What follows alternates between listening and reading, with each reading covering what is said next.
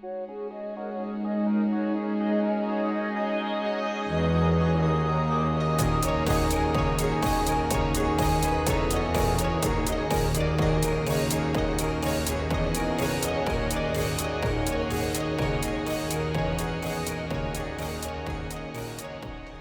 and welcome to Esoteric Drive Time Radio. Here, the only podcast that tells it like it really is. Now, why don't you tell them a little bit about Tom Hanks real quick? Oh, I got a word or two for Tom Hanks. I don't get... Why does everyone love Tom Hanks? Why does everyone love Tom Hanks? He's a lily-livered, yellow, pansy coward. He pees in all his movies. It's weird. It's creepy. I don't want to watch you pee, Tom. I don't know. And how many Oscar nods has he gotten? Too many. That's how many. Has he actually won any? Don't care. Don't care. What's your favorite Tom Hanks movie? Trick question. There are no good Tom Hanks movies. They're all terrible. Yeah. Every single one of them. You know, something I actually do at the beginning of every single day, I actually watch the scene in Castaway where he loses Wilson. Terrible movie. Other than that, I just like watching him hurt. Oh, I cried during that scene. Of laughter. Good. I actually bought a bunch of volleyballs, painted them up to look exactly like that, and I just carry them around in my car just in case I happen to see Tom Hanks and I can throw them at it. Hate him. Can't stand him. Hate him. Now, as I understand it, there is some interesting stuff going on in the news these days. What's going on with that? Yes. Let's go over to our news segment. Hello and welcome to Esoteric Drive Time Radio's news segment. The news segment, brought to you by Esoteric Drive Time Radio. I'm your host, Kingsley Digglesworth, and my last name is the root of substantial childhood trauma. I would appreciate if you did not laugh at it. Today, the topic of secession is in the air, in the northernmost regions of Central America. We have heard of states attempting secession in the past, such as Oregon, because they didn't want to share their fluffy pretty clouds with anyone, or Maine, who misguidedly thought they could maintain a stable economy on lobster fishing alone. And who could forget Kansas, who was fed up with people disrespecting their state, their boring, insignificant, dull, desolate wasteland of a state. Well, now the state of North Dakota is joining their ranks, with their current campaign to separate themselves from the United States in order to establish their own identity. Reports say that people are sick and tired of being associated with the state of South Dakota and believe that by seceding from the states and becoming their own country, they will be recognized as the imperial one true Dakota. North Dakota's current governor, Doug Burgum, released a statement at a recent rally. Too long we have been brought down by these inferior simpletons down south. Too long they have stunted our growth and impeded us from reaching our true potential. No more, I say. We are the true Dakotans. We will rise up and we will not be quelled. We cannot be stopped. The sun will rise on a new empire, a true Dakota, a pure Dakota. The governor also revealed that North Dakota had been developing a nuclear warhead program in secret and was prepared to fight the US government tooth and nail if necessary. Investigators say absolutely no evidence exists that North Dakota has an operating power grid, let alone a nuclear arms program. The Department of Defense stated it was not worried about an attack from North Dakota, unless the state began militarizing its churches. Russia has shown its support for North Dakota, expressing willingness to send supplies if necessary. When asked how the opposing state felt about the potential split, South Dakota Governor Kristi Noem stated, "We're all for it. We've been trying to get away from those psychos for years." Back to you, Steve. We over here at Esoteric Drive Time Radio take a lot of pride in our ability to rank things in list format. So, we've taken it upon ourselves to rank the top 10 religions. Oh yeah. Number 10, Theistic Satanism. Theistic Satanism. Well, now, honestly, they really earned this top 10 spot. They have been putting in the work. Most satanic groups are ironic. Not these boys. They really believe in their Satan. Yeah, man, it's nice to see just pure belief going around these days.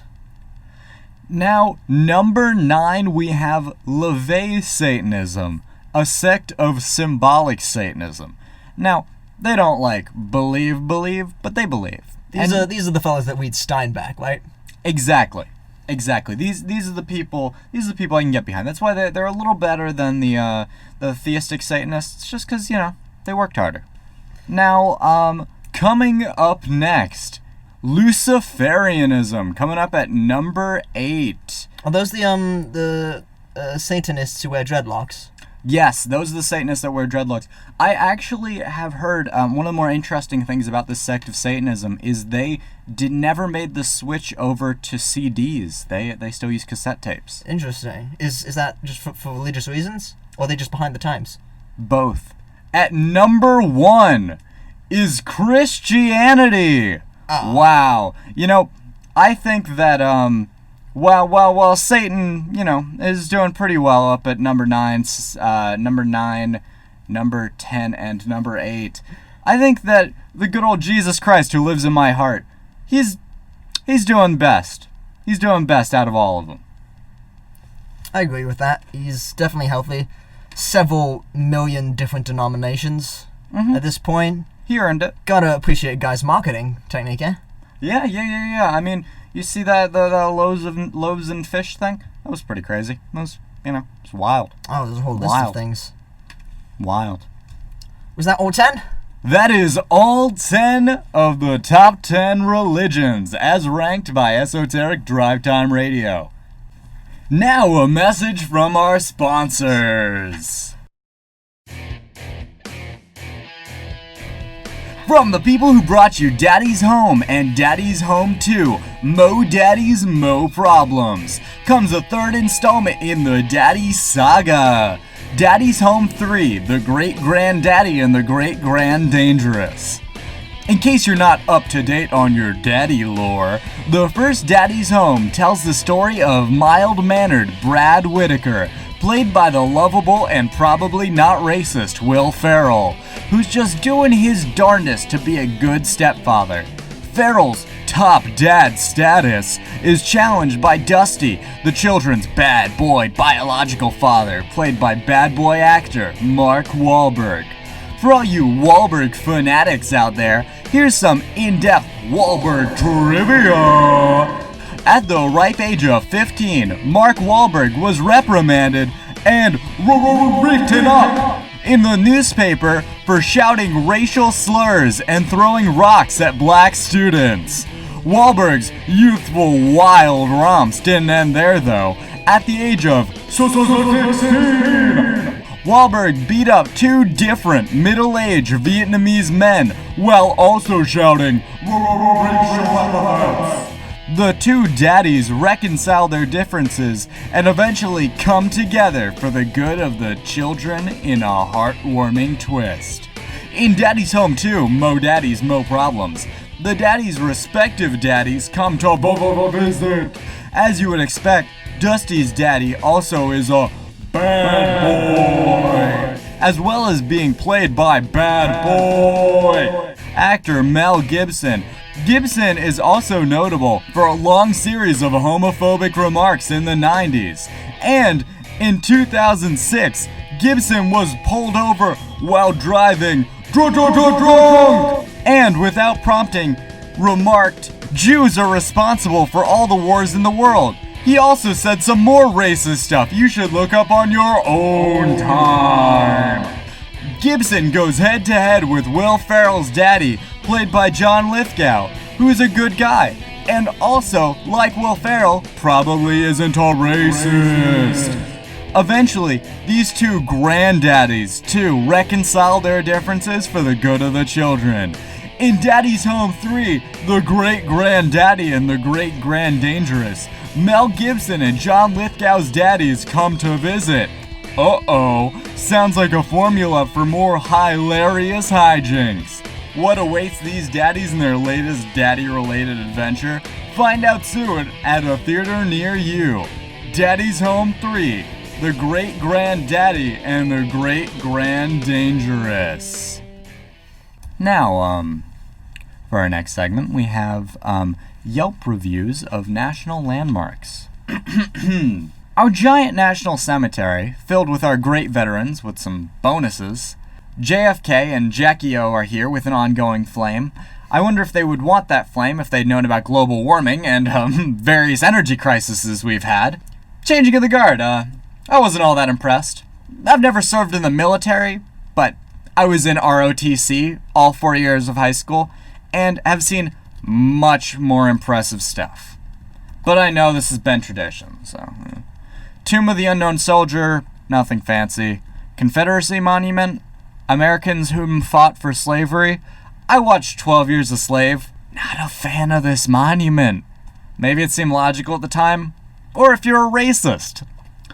Leave your stiletto heels back at the hotel. Lots of walking here. And hills. Everything in DC closes around 5 or 6, but this is open until 7 p.m.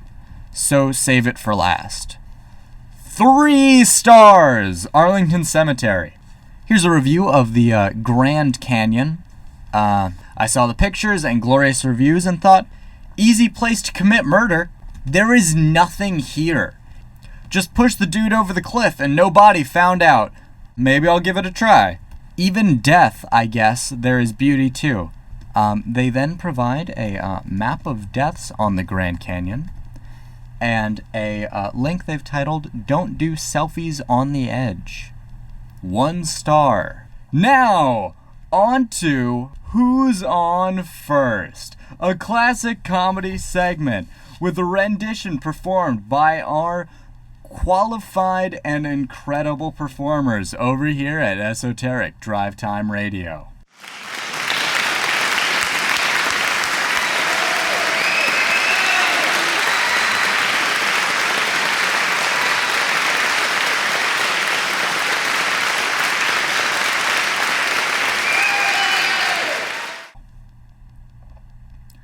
This should be a whopper of a game. Well, it should be. Hey, Abbott. What? I understand they made you manager of this whole great team. Why not? So, you the manager? I'm the manager. Well, I'd like to know some of the guys' names on this team, so when I meet them on the street or in the ballpark, I'll be able to say hello to those people. Why, sure, I'll introduce you to the boys. Give them funny names, though, St. Lou.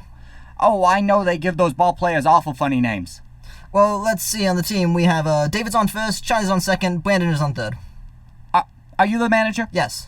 You know the guys' names? I sure do. Alright, then tell me the guys' names. I said David's on first, Charlie's on second, Brandon's on third, and then you. Are you the manager? Yes. You know the guys' names? I'm telling you their names. Alright, who's on first? Yeah?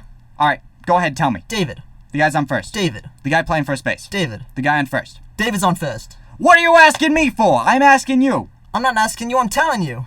You ain't telling me nothing. I'm asking you. David's on first? That's it.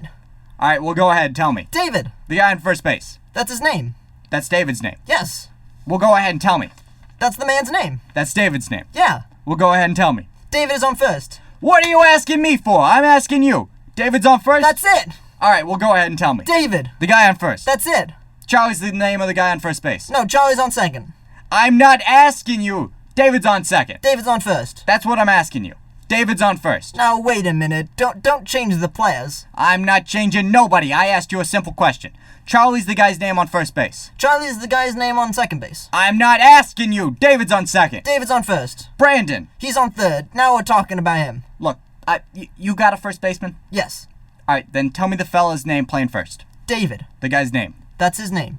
Wait.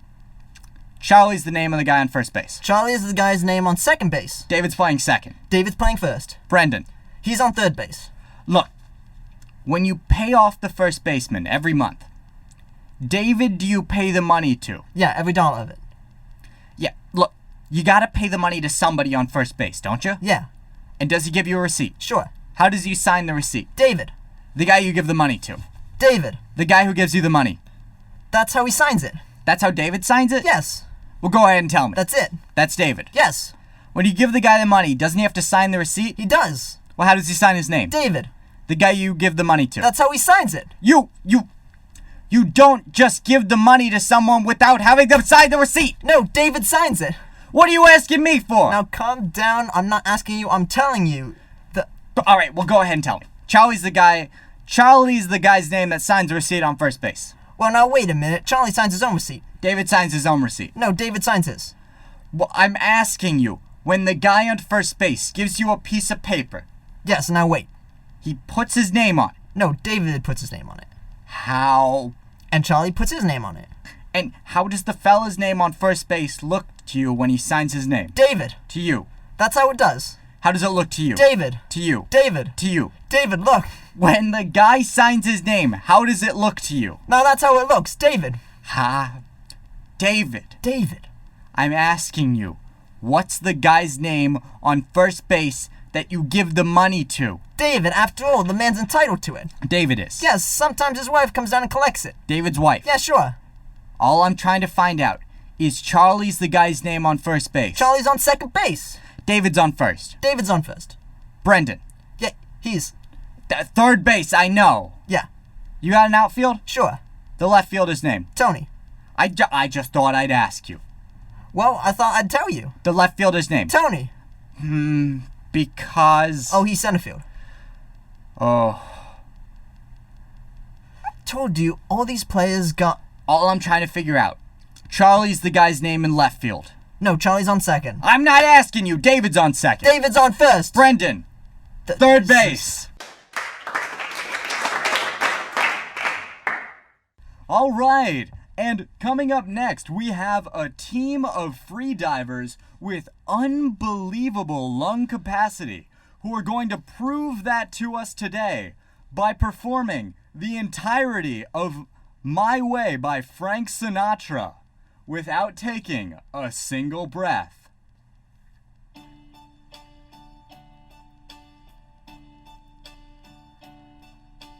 And now the end is near, and so I face the final curtain. My friend, I'll say it clear, I'll state my case, of which I'm certain. I've lived a life that's full. I've traveled each and every highway, and more, much more than this. I did it my way.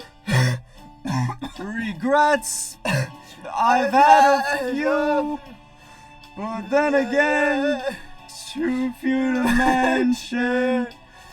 I did what I did what I had to do, and saw it through without exception.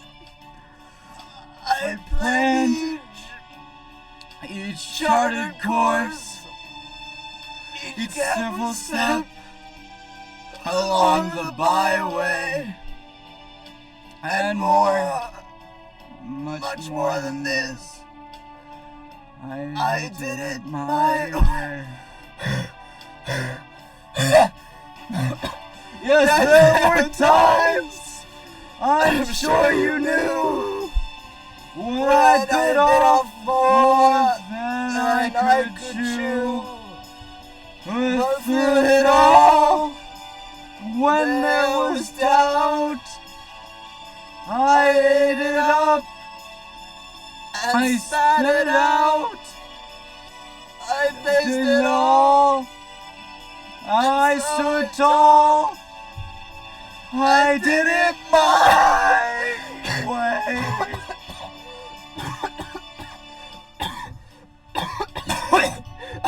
I laughed and cried, I've had my fill, my share of losing, and now it's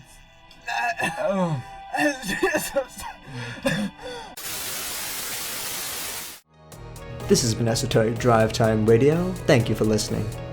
I'm afraid we had to cut it a little short on the freedivers' performance. You see, they'd both been found to be using performance-enhancing drugs. They have been dealt with. Have you ever thought about how neat it is that your tongue just fits perfectly inside your mouth, so that you're never actually aware of it? You're never aware of your tongue, are you? Aware of how it wiggles inside your mouth. Goodbye, listeners. Remember to tune in next time.